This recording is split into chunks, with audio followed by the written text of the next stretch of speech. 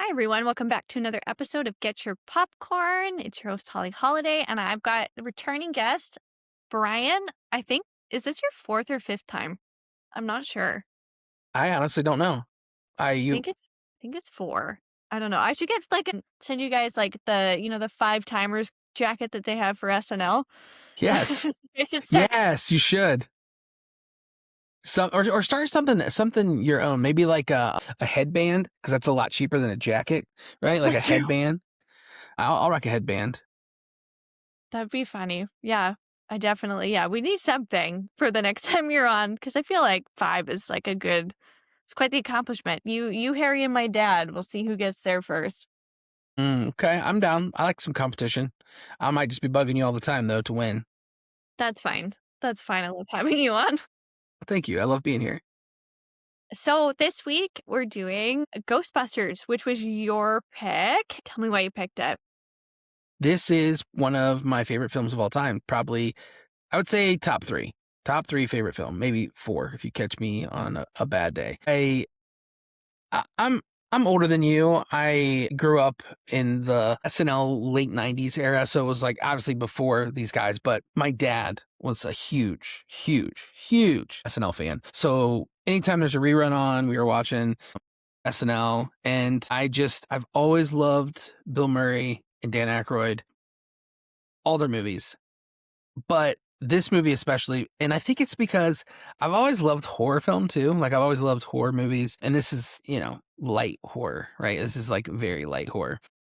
And it's just that these are four cool dudes who go bust ghosts. Like it's just a fun, I think, and multi-generational too. Like my son absolutely loves the Ghostbusters films. I had him on my podcast for a few weeks ago. We reviewed Michael, and we ranked our Ghostbusters in order. His favorite is 2, which I'm like, what? But there's the Statue of Liberty and the Titanic's in it, 2 things that he loves. So I'll give him a pass. But this is just, I don't know. To me, this is like pure cinematic gold. He loves the Titanic. I love that.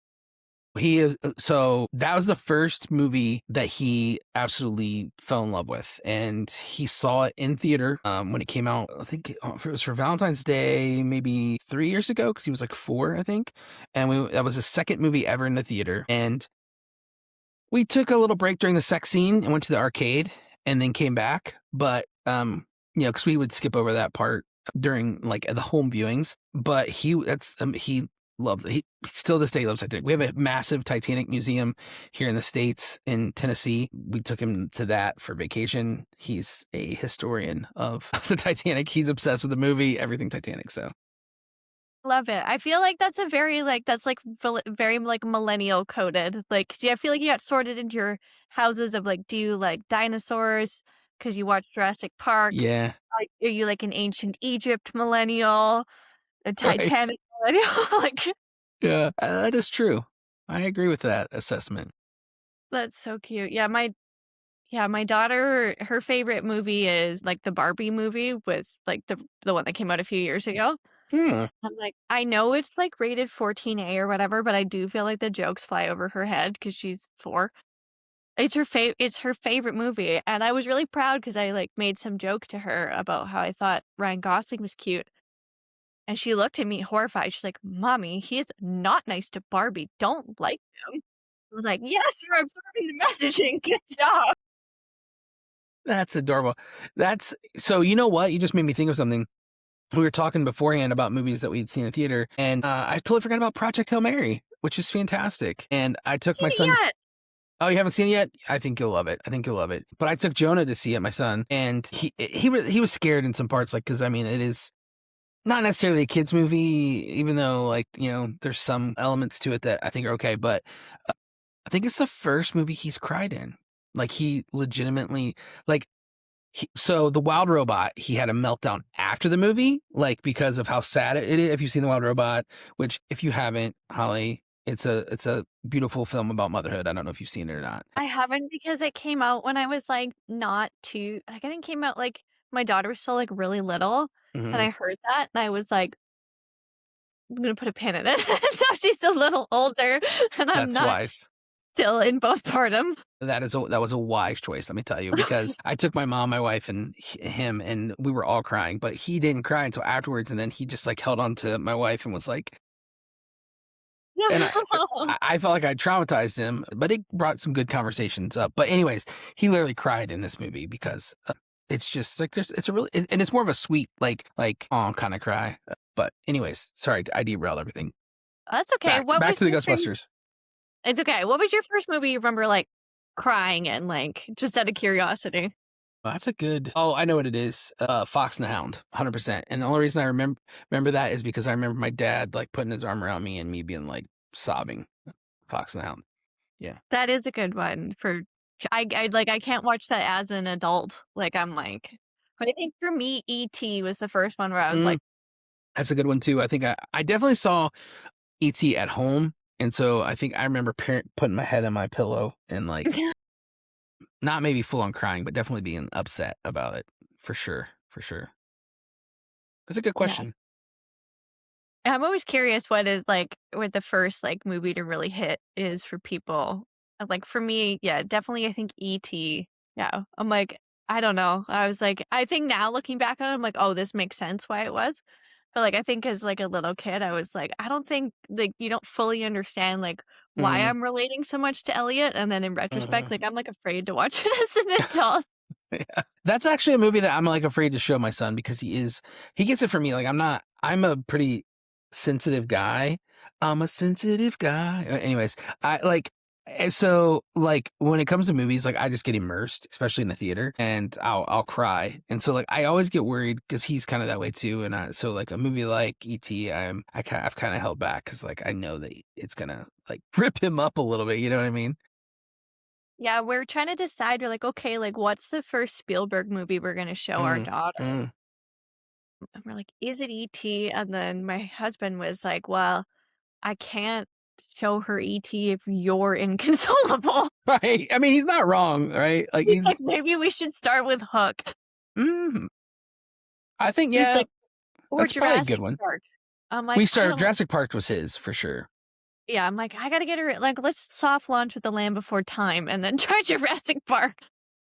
Man, I forgot about I love The Land Before Time. That was like my favorite movie when it came out. I totally forgot about that. I don't think I've tried I don't think I've tried to show him that yet. He's in this phase right now where he's not super big on cartoons. Like if it's something that he's familiar with, like he's of course stoked for Toy Story 5. Like but he's equally as stoked for Supergirl, right? Like he's more into like and the live action Moana, which I know everybody hates on, but like he's all about like not watching cartoons right now. And I don't know what that is, and it's kind of bummed because that was kind of my excuse to see these things, but that's kind of where we're at right now.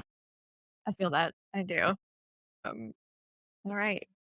Back to Ghostbusters. It's okay. Like, I feel like this happens sometimes, like, Harry and I did the podcast on Casablanca, and I think 1/4 of it was actually on Casablanca, and the Okay, rest yeah. of it talking in circles about other movies. So, the listeners are used to it. Yeah, so I my experience sort of with Ghostbusters was something that, like, I was shown, like, as, like, a kid because my dad is, like, big, like, Bill Murray guy. Like, Will except for Lost in Translation. Other than that, he loves everything Bill Murray has been in, I'm pretty sure. So we watched this all the time as kids, especially in and around, like, Halloween, which I feel like it was just kind of on television, like, September through November, like, Sure. on on TV. So it is one of those ones you can just kind of pick up in the middle of once you've seen it. Yeah, it's definitely a cable movie for sure where it's like it doesn't matter where it's at. If it's on if I catch it, I'm gonna watch it. Like, I, there's no like, oh, I don't want to watch this. It's no, if it's on and it was on TV, I'm gonna watch it. Like, and really, I'm that way with the second one too. I recognize it's not nearly as good as the first film, but it these characters, and I also, I gotta say, for going in deep in the Ghostbusters lore, like I went as a Ghostbuster in elementary school. Like I had the costume, I had the toys, and the cartoon, which nobody talks about, but like the cartoon is really good. It's a little, and you'll appreciate this. It's a little Scooby Doo esque at times, but It feels like it's doing a little bit of riff on Scooby-Doo at times, but it's fun. I like the cartoon a lot too. So Yeah, they definitely the cartoon, I think, was either still on when I was a kid or, like, was still, like, on reruns. And then, like, yeah, I feel like it's just been a costume that is, like, still around at Halloween and for everybody's like sure. and, like, everybody knows the song. Like, everybody. Like, even if you hadn't Hmm. seen the movie, I feel like you've seen like, you know, like, that off by heart. Yeah, it's ingrained, and I think that's another reason I like why I love the movie too is like as a kid that song just gets embedded, and I know I had like the cassette single. I'm like I don't know if that was before your time, but it used to be like you could No, buy no, no, just this. I'm Okay, okay. I always forget how old you are. I feel like you're like 20 sometimes. You look so young. I'm like so. I am cryogenically freezing my face. Well, you can't I tell. saw Let me this say that. I saw this comedian where she's like, "I've had so much Botox, my head feels like a dead tooth." I'm like, Well, let me I tell you, can't I can't tell. joke. You But can yeah, still smile. yeah, well, I don't Botox here, but I'm Okay. 30. See, So I'm a younger millennial. yeah, you're younger than me by quite a few years. But yeah, so like I had the cassette and I remember just playing the song over and over again. I'm sure my parents just if I played it, they probably would be like, but yeah, like you said, like there's just so and this is like I think, last time I was on I know the time before last, I think we talked about Spielberg, Indiana Jones. And like, there's just something about those scores in the 80s. Like, I feel like that was like the golden era of scores and music and movies because you could hear like just, two notes and you know exactly what movie that's from. And, maybe that's because things are being rehashed and reused so much in today's film. But like, I just feel like the 80s are just everything in terms of the music just feels fresh and like you can like, yeah, that is from this movie and the Ghostbusters music. And it's not just that theme song, but it's like the music throughout the movie is just so, so good. Yeah, I'm just looking at who did the music. Just pulling up who did it. Elmer Bernstein. Da, da, da. But he's got like a weird he did The Ten Commandments, The Magnificent Seven, To Kill a Mockingbird, The Great Escape, My Left Foot, True Grit, Wow. Cape Fear, Animal House, Meatballs, Airplane, The Blues Brothers, Trading Places, Wow. Ghostbusters. Wow. That is a very eclectic group of To Kill a Mockingbird all the way to Airplane. Wow. Okay. And I Ghostbusters. know, that's crazy. That's crazy. Yeah. Yeah, I just had to see who that was behind. But yeah, some of just like the most iconic stuff. Yeah, looks like he's won Primetime Emmys, Golden Globes, Grammys, Tonys, and Oscars. Nuts. That's a talent right there. But yeah, there is definitely something about the 80s. Like, I don't know if it's like the synthesizer maybe that's used that just like really gets in your brain. Yeah. The earworm. But yeah, it's just, I think just associated with like fun. And then like when you're growing up in the 90s, like all the stuff that was starting to come out on VHS and, the stuff that your parents are showing you, it's like all stuff from like the 80s. And they're like, hey, like I saw this when I was like 18 or whatever, Hmm. or older than my dad was in his 20s in the 80s, but mom wasn't. She was pretty young. So she showed me a lot of this stuff because like the 80s and stuff was when she was a teenager. So yeah, this was just something that yeah, we always watched. And then like Bill Murray doing his like Bill Murray thing was always a big hit in our household. It's so funny. Like my wife and I were talking about this movie when last time we watched it. And she's like, Bill Murray looks the same age in Ghostbusters as he does like right now. Like he looked like when he was 30, he looked 60. You know what I mean? Like the guy looks like he is the same age his entire life. And I think it's so funny to think about like cuz he's not like the most traditionally handsome person, but he's just so charismatic as especially as like Peter Venkman. And it's like in your head it's like would he really be able to get someone like Sigourney Weaver? You know what I mean? Like, would he be able to pull off like a beautiful woman, but he's just so attractive. He just so personality is just so attractive. It's like, yeah, hey, looks aren't everything. I also think it's like his vibe of like I don't really give a shit that I think is like He's got, like, a confidence about him and, like, an absolute, like, void. There's no sense of, like, a desperate energy, which I think, like, a lot of women, like, kind of find attractive and, like, not a like, this isn't the greatest example because like, he does not embody those qualities, but, like, a Pete Davidson type where you're like, "How? Yeah, right. This man" because he's so charismatic and so charming. You see him on interviews, he's so fun. You're like, "How did you get Kim Kardashian, Ariana Grande? Like, how are you doing this?" Mhm. Mhm. I totally agree with that. Yeah, exactly. No, yeah, it's like you know that when and obviously we view them through the lens of celebrity or seeing them on TV or in a movie, but you know that they're to be that if you're in a room with them, like the magnetism is just like everyone's drawn to them for a reason, you know? Yeah. Yeah, I mean, you don't like, people like you don't get famous by accident. Don't get famous because 'cause you're, like, subtle and whatever, and, like, I don't know, like, I think I did a video about this a long time ago, about, like, how hard it is to appear charming, like, on screen, that, like, that actually, like, it takes so much effort to look Mhm. effortless on screen without, like, when you're, like, trying to go through all that, so it's like, I don't know, I feel like there has to be, like, a that's why I feel like, Ryan Gosling, for instance, or, like, George Clooney, people are like, "Oh, well, they always play, like, the same kind of thing," and you're like, "No, that's actually really difficult to appear that way." Yeah, right. And for you to think that that's just the way that they are all the time. Right, there is, I mean, it takes years of training, right? It's not just like they roll out of bed and this is them necessarily, you know what I mean? Yeah. Although sometimes I kind of feel like maybe Bill Murray does have that energy. Yeah, Like, I maybe. do think that he's kind of a dick. Okay, but here's the thing. Well, yeah, I see. I don't know. That's the thing is like because you hear all these stories about the early '80s and the way that he acted and treated people, and but it's like, did he become that because he lived it every day because he felt like he had to, or is that just who he is? You know what I mean? Like there might be some truth to him just being like, if I'm going to be successful, I have to be a dick, and so like I'm gonna just morph into this person. Totally. Yeah, I think and, like, I think, and speaking of, like, the Michael movie, like, there's something about being famous where you can just, like, insulate yourself into this, like, little Hmm. talent bubble of yes man and create a monster, essentially. Yeah, what's funny is I've I've known a couple people that have actually met Bill Murray in real life, and they have like, they have like really weird stories about him just being like a super cool dude to hang out with.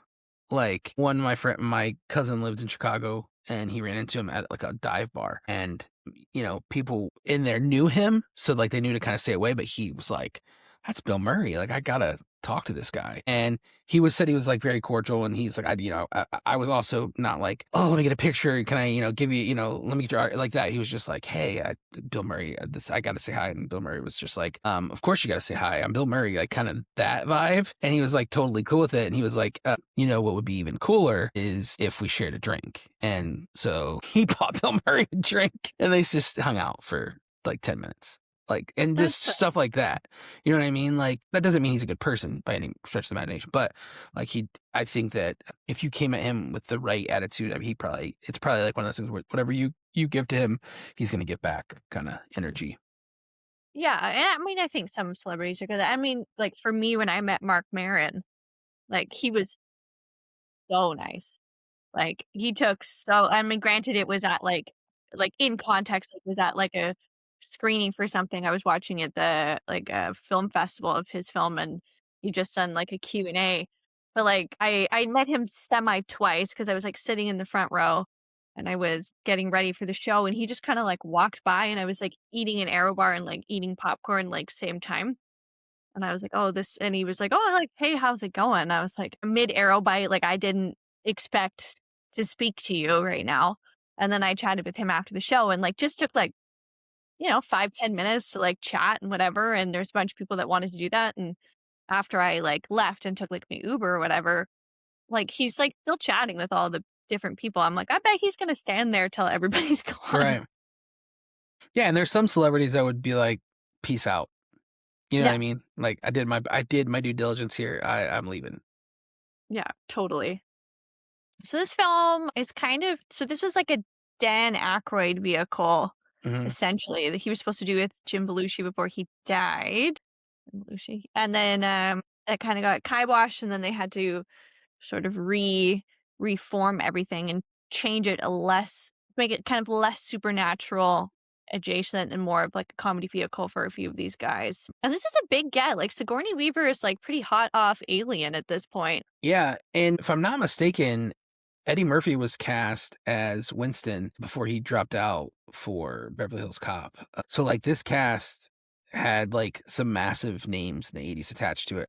Obviously, Bill Murray and Dan Aykroyd were decently sized stars, and Sigourney Weaver, like you said, was super hot, like, coming to this, but, like, if they actually could have had Eddie Murphy, which I think it would be weird seeing him in that role now, like, because Winston's a character is, like, comes in halfway through the movie, and obviously the movie needs him, because he's like that everyman, like, blue collar person. So, but I just think, and I think Ernie Hudson is fantastic in the role as Winston. But it's like, wow, what if Eddie Murphy would have actually? What if it would have been like Belushi, Murray, Aykroyd, and Murphy? I don't know what Belushi's role was necessarily going to be in the movie, but Yeah, I'm not sure if he was supposed to play Bill Murray's part, if you're because that trying to seems like the most obvious, right? Would have been that yeah, character. of the 3rd paired. I'd like to see Eddie Murphy. To be honest, Eddie Murphy, I think, is one of those actors that, like, just pick shitty projects, but he's not often shitty in them.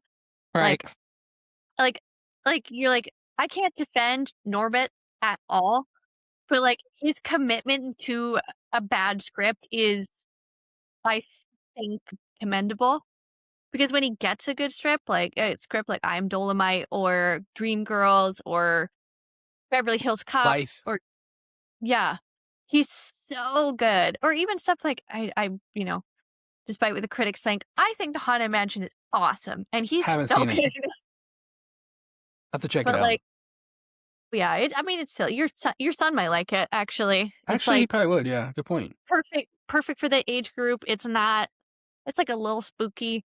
It's funny, and it's not like, not a cartoon, so Yeah, he might it's actually like that. It's a good point. Yeah, I'm with you. And like Eddie Murphy had plenty of. I mean, 48 Hours is fantastic. Like he's had plenty of big hits. I think. Yeah, I think you see it a lot with characters, or not characters, but actors in later years. They get kind of pigeonholed into this one thing, and if that fades, then their careers tend to fade, especially when it comes to comedians, unless they can make a transition to drama, like Robin Williams did, or Jim Carrey. I think Jim Carrey's a pretty good actor, actually. I don't, but those kind of actors where they can do dramatic roles as well. And I think Eddie Murphy can. I just don't think he's given a ton of opportunity. yeah, which I think is, like, insane. So, before Bill Murray, there was considered was Michael Keaton, who I think would have been great. Yeah. Chevy Chase, Tom Hanks is still, like, a comedy actor, I guess, at this point. Yeah. Robin Williams, who I think would have just hijacked the film. Christopher Walken, which is so weird. Yeah. That's weird. I guess it's Egon, maybe? I don't. Yeah, I don't know. Jonathan Lithgow, Christopher Lloyd, and Jeff Goldblum, who I think also would have been good. Different, but he's got that, like, charmingness to him. And Totally agree with that. he could get Sigourney Weaver for Yes. sure. Yes. Absolutely. Totally agree with that. Especially 80s Goldblum, for sure. Yeah, Chevy Chase is like one of my favorites, and I know he's an uber dick, and I know people hate him as well, for different reasons than Bill Murray. But him and Bill Murray famously hate each other, or hated each other. I don't know if they still do, but they did not get along. And Dan Aykroyd tried to mend that fence multiple times, and it didn't. It didn't work. Then we got considered for Dana Barrett. So Sigourney Weaver's was Daryl Hannah, Denise Crosby, Julia Roberts, who, like, how young is she when that film comes out? Like, that's her opposite Bill Murray is, like, That doesn't seem. Yeah, that seems. dark. Yeah. She'd be 23, 24. Yeah. No. That's. I can't honestly. All those. I can't picture anybody but Sigourney Weaver. Yeah. Maybe Gina Davis. Would That would be that good. like yeah, that's like the only because you have to be able to give it as much as you can take it when it comes to Bill Murray's character in that, and like she's always like icing him out, and I just think that it's believable. And Gina Davis was really good at that kind of role in the 80s. Yeah. She's so it's essentially her character in A League of Their Own against Tom Hanks. Exactly. Yeah. It's a great comparison. Yeah, I, like, recently watched that. I forgot how funny that movie was, or is. Hilarious movie. Great movie. And perfect time to watch it because baseball season just started. So Yes, I'm, hoping the Blue Jays do better than they did last year. That was, like, an intense series. I mean, you can't do much. I mean, everyone, well, I mean, let's see, not everyone, but obviously much of the US was rooting for the Blue Jays just because, you know, the Dodgers are a $500 billion team. So Well, Blue Jays are our only team here, so our whole you don't country, have right? a choice. Right. There you go. Yeah. Yeah. Well, you had all of Canada and I would say most of the US was rooting for Toronto. So Everyone outside of LA. pretty much. Yeah. So this, was sort of the first major comedy film to have, like, this level of special effects in them, which aged to varying degrees. But at the time of release must have just been like, Right. Yeah. Cause I mean, and I don't know how you feel about it. Like, I feel like 80% of the special effects work because most of them are practical. The only ones that don't work that well are more towards the end of the film. I feel like the Zool, like that kind of stuff. I think the ghosts look like, for the most part, they look decent. And I think that the proton stuff, I don't know. I think it looks pretty decent. Like, and I think that the scene where the dog chases Rick Moranis, Louis Tully in the hallway, that looks really bad. I will say that. Like, that looks terrible. But I think for the most part, I don't know. I think most of the practical effects are decent. yeah, I always like when stuff leans towards practical effects just because, like, digital stuff, like, just always is progressing. Like, even if you watch something like Toy Story now or Toy Story 2, you're like, wow, this looks not to where it was. Or even the first Frozen, and that's only been like 10 years.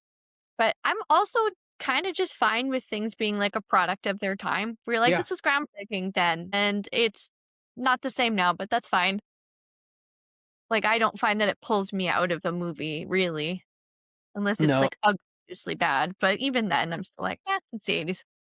Yeah, I'm with you. It has to be like really bad to pull me out at this point, especially if it's a movie I've seen a million times. If it's a movie that maybe I've only seen a few times, it might, like, I don't know if you've ever seen the movie Outlander, or is it Outland with Sean Connery from the 80s. There's a scene where like they're in outer space on this like spaceship, and it is so bad. I was like, please just do a close up. Please just do a close up because the far away stuff looks so bad. That's a good movie though. If you haven't seen it, I would recommend. I think it's called Outland. Land, yeah, I just Googled it. Yeah, I'll check it out. To be honest, I haven't seen much Sean Connery films other than like he's in like The Untouchables, Love The The Last Untouchables. The Last Crusade, and then like the James Bonds. But other than that, I haven't closely watched a lot of his films. But Peter Boyle's in it. I like him. Always good. And my brain is like in and out of death here. No, you're good. I think like for me, one of the things like what I like so much about Ghostbusters in particular, and what makes me laugh is like the banter between all of the guys and like the camaraderie is like my very favorite part of the film. Like it's so almost like almost like old movie-esque in the way that like it's just a lot of dialogue and they're kind of bouncing off of each other. Like I love that part of the film, which is like a good majority of it. I do agree. Like the dialogue is so. I don't. I mean, it's hard. I don't know what was written and what is riffing. I don't know. Like, I mean, obviously Dan Aykroyd wrote this script, and I know that Ivan Reitman, Harold Ramis, Dan Aykroyd, and Bill Murray all obviously worked really closely together throughout most of their careers, right? Hmm. So, like, it's hard to know of like what was written in the moment or what was like in the script and what was riffing, but like there's just, like you said, it just feels like three friends hanging out. Like, that's really what it feels like. Like, it feels like so natural and so, like, just believable. And like, this movie to me, like, is one of the most quotable movies of all time. Again, I don't know if that's just me, but like me and my wife always, and even my son now, is like, when somebody calls us, like my phone Yeah. rings or something, we always say, Ghostbusters, what do you want? Like, well, before we answer it, like that's just like an inside thing, because that's the line that we crack up when Janine answers the phone. It's like, Ghostbusters, what do you want? So, or like, back off, I'm a scientist. Like we always just joke about, like, like just there's lines throughout this movie that I just am always quoting. She We sleeps came, above the we covers. saw, we kicked ass. Yes, another we kicked ass. She sleeps above the covers, 4 feet above the covers. Like, yeah, Yeah. This or man has no dick. yes, exactly. I want you inside of me. There's already already feels like there's too many of you. Somehow I can't remember the line that just went out in my head. It sounds like you've got at least 2 or 3 people in there already. Already, yeah, exactly. Just that's like, or like, that's a big Twinkie. That's when I always say, when I'm goofing off with my wife, but like, it's just a very quotable movie, and I think it's just like you said, the dialogue is so grounded, and it just, you feel like these are friends that are hanging out. Like, it's not, I don't know, it's not stilted at all. And it's silly, and, like, I was talking about this with my friend the other day with, like, I think the last comedies, like, the last good comedies that came out, like, I mean, there really isn't that many that are coming out anymore, but was, like, the Judd Apatow, like, Seth Rogen stuff, which is, like, the same thing, like a buddy comedy where it just kind of feels like, I mean, as zany as this plot is, but, like, does feel like real friends, real banter, real, like, kind of camaraderie, and it's something that we're definitely, like, missing now. Like, I don't know why all the films had to be so damn serious. Yeah, and why it can't, like, there's no, like, and I think this is like, you kind of alluded to this a little bit. What you're saying is like, there are no more just like hangout films. Like, they're very rare where you see just like characters hanging out. Like, yes, there is action in the Ghostbusters, but a lot of what's happening is them just like walking around a room looking for, with their PKE meters, like scanning the room, where they're just like kind of joking with each other, or they're riding in the car and they're quipping back and forth, or they're just in a room talking and making fun of each other or goofing off. Like, that is a lot of what this movie is. And that's a lot of what, like you were saying, like, what comedy is, right? It's just a lot of times I feel like in today's movie, it's like we got to go from one set piece to the next set piece to the next set piece. And it's even that way in like rom-coms. That's why we don't get rom-coms anymore. Like, romantic movies, it's like, there has to be, like, I think back to that Sydney Sweeney, crap, what's the guy's name? That Glenn Powell? Glenn Powell movie. And it's like, that's not a great movie, but part of it is like, it's in Australia. So like, there's all this like beautiful background, and it's like, nothing feels subtle in that movie at all. And I feel like that's the only way to get any kind of comedy or romantic comedy or any kind of film like this made, is there has to be like big set pieces, and like, you can't just hang out with characters. And I don't know if that's a product of like attention span or the studios or what, but like, I just feel like movies like this don't exist anymore. No, they really don't, and if they do, it's like the like a deep spin-off of something from, like, the '80s, like, when they're like, "Let's do Ghostbusters, but with this time there's ladies," Yeah. or whatever. Where you're like, it still has that, like, I don't know, like, a gimmicky quality to it, but, like, nothing that's, like, original IP, just something different and something that's, like, just meant to be, like, a comedy. And, like, yeah, we're missing that, and, like, yeah, same with the romantic comedies. That was another conversation my friend and I were having. We're like, where Jennifer Aniston is alive and well. Can you put her in a romantic comedy? Hey, no one's Cameron, writing them now. come back from retirement, please. We need you. I think honestly, like, there are like, I would love to see Rose Byrne or Emily Blunt in a good. I think they would kill in a romantic comedy. Both Or of them. Zendaya. Zendaya would be so good. She needs to do comedy. Period. Like, I think she's hilarious, and I don't think she gets enough opportunity in that realm either. Yeah, I agree. Yeah, check her and Tom Holland. They're funny off stage. They're funny, like, just in interviews. Put them in. That's, like, the best part of Spider-Man is the 2 of them. 100%, yeah, exactly. I mean, there are plenty of talented people out there that can do comedy. I truly believe that the studios just don't wanna take a chance. They just don't, not because it's either it has to be either a $10 million film that's gonna make $50 million, or it's a $500 million film that's gonna make $1 billion. That's, like, the only things that get made anymore. Nothing in between, Yeah, unless it's on it's streaming. yeah, and then it's hard to find. Yeah, right. Yeah, you have one of 50 services, right? Yeah, totally. As we're sort of gonna wrap up ish here, is there anything in particular you want to go over about Yeah, Ghostbusters? Your thoughts? so I have 3 questions I wanted to ask you, if I can ask you, because 'cause I'm always curious about, and not just Ghostbusters, but, like, in movies in general. Like, where do you, first of all, where do you rank this movie? Like, do you, like, in the pantheon of, like, film? Like, do you love it? Do you like it? Or is this just, like, a movie that you have nostalgia for? I think it's sort of in between of I have nostalgia for it and I like it. I don't know, but there's nothing in particular like wrong with the film that makes me not like love it.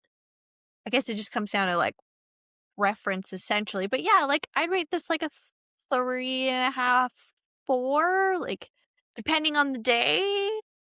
Okay. Probably a And 4 in and around Halloween, 3.5 outside Halloween.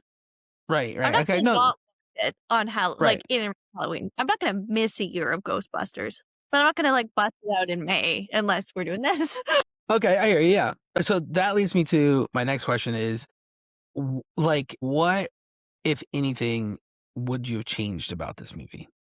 Like, what could have made it better in your mind? I know this could be sacrilege for some people, but there's no such thing as a perfect movie. Let me just say that. I don't know, like, despite the I guess the pacing for me, like, despite the hour and 5 runtime, which is, like, not long at all, like, I do think and I'm not really sure what I would cut, I'd have to go back and rewatch it with exactly that mindset, but I was like, "Ah, this could be 90 minutes." I think that might be what it is. The runtime? Yeah, I think that might be I just yeah, the pacing maybe is what it is, but that's not I don't know, it's not necessarily wrong with it, it's just, like, for me, I'm like, if I'm gonna be, like, nitpicky, maybe a little long, 'cause but for me, like, I despite the fact that I like Judd Apatow movies, I am a big believer that all comedies should be 90 minutes or less. 100% agree with that. 100% agree with that. Like, for me, I think that the one thing that I say is I just wish there was more Ernie Hudson in the movie. Like, I feel like he needed to be introduced earlier, because some of his stuff in the second film is my favorite stuff. Like, when him and Dan Aykroyd in the second film go on their own adventures looking at the slime, underneath the tunnel. I just I when they're because here's the thing, is like, as much as I love all the characters in this movie, and I think that Harold Ramis is fantastic, Egon's character is not one that could be on screen for a long time, right? Like, he's just so dry and weird, right? So, like, there's a reason that he's not in the script a lot. So, it's a lot of Bill Murray, a lot, and that's fine. I love Bill Murray, but I feel like if you could have, Bill Murray doing his thing, and then Dan Aykroyd with Ernie Hudson, I feel like, you know, they were onto something in the second film that I don't feel like they completed.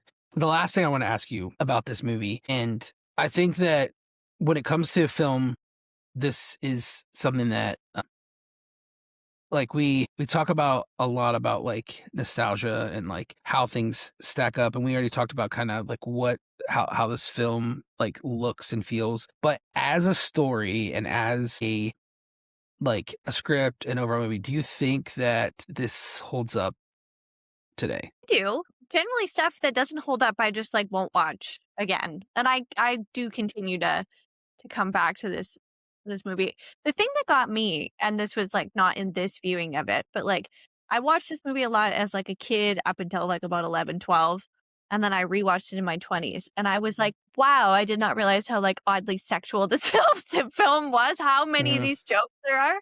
And I was like, "Wow, this is really marketed to kids in a way it would not be now at all." Like, Right. and, like, I can't remember what this I don't know what this is rated. Um I'm pretty sure. Yeah, it's PG because I don't think PG-13 existed yet, quite yet. No, 'cause that's after Temple of Doom. Let me look. PG rating. PG, yeah, and I'm like, this would be like I'm like, this is definitely more adult than, like, Barbie, which I think got 14A or something. But that yeah, that was, like, my only thing where, like, it's not about holding up, it's just, like, this would be definitely marketed very differently now.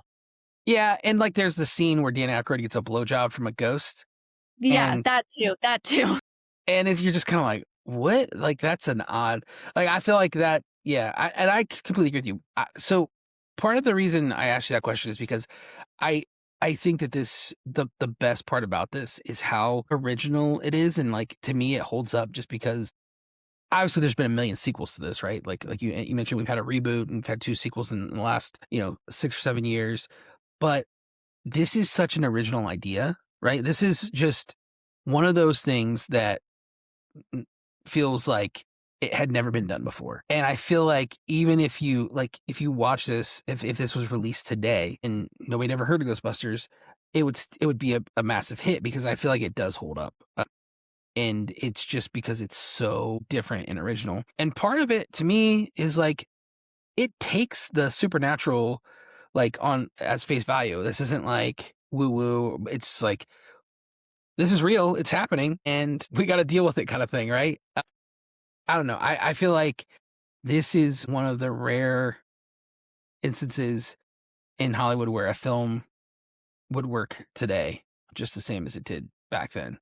And I feel like you can say that about a lot of movies in the 80s 'cause, we talked earlier, like, with the score, 80s originality was the thing that I think made that era of film so special, whether it was something like E.T. or the Indiana Jones films. Like, Harrison Ford made archaeology and, like, this, these old set pieces cool. Like, it wasn't like it was set in modern times, right, So, it just like, those kinda things I think are evergreen, and I think that this movie, like, I feel like it personally, obviously, I showed it to my son, he loved it, and to me, that's a testament of, like, if it gets a seven-year-old's, thumbs up in 2026, like, it's a movie that is not just nostalgia bait. Think part of it too is like I think so many movies now are trying to be like, A, they're like deeply concerned to market it to as many people as possible. Mhm, And B, there's like too much focus on like, well, how can we make this like last forever, this timelessness? And there just that wasn't the concern